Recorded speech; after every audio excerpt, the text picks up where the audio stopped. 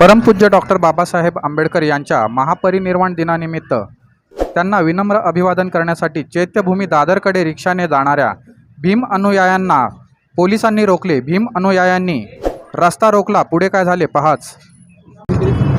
आज महापरिनिर्वाण दिनानिमित्तानं मुंबईतले लाखो अनुयायी जे वाहन मिळेल त्या वाहनानं जाऊन चैत्यभूमीमध्ये परमपूज्य डॉक्टर बाबासाहेब आंबेडकरांना अभिवादन करत असतात। यावर्षीसुद्धा अनेक लोक रिक्षा असेल, टेम्पो असेल, जेवण घेऊन जात असतील, ट्रक असतील, बसेस असतील, या सर्व वाहनातून ही सगळी मंडळी जात असताना या ठिकाणी चुनाभट्टी या जंक्शनवर पोलिसांनी रिक्षा आणि वेगवेगळ्या प्रकारच्या गाड्यांना अडवण्याचा प्रयत्न सुरू केला।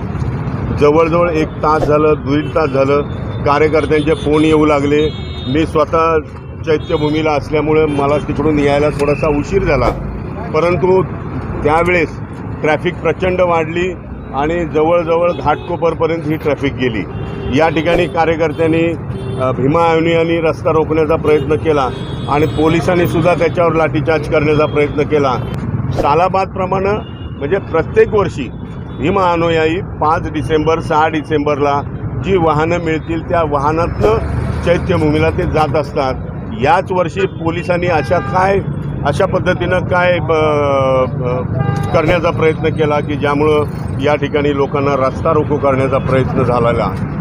आपणाला माहिती आहे की परमपूज्य डॉक्टर बाबासाहेब आंबेडकरांसाठी जे काही करायचं ते आमची जनता करायला तयार आहे। मग ती पोलीस यंत्रणा असो, कलेक्टरची यंत्रणा असो, नाही तर कुठलीही यंत्रणा असो, या सगळ्या यंत्रणांना आम्ही फाट्यावर मारून या ठिकाणी जे आम्हाला करायचं तेच आम्ही करण्याचा प्रयत्न करणार आहोत। मी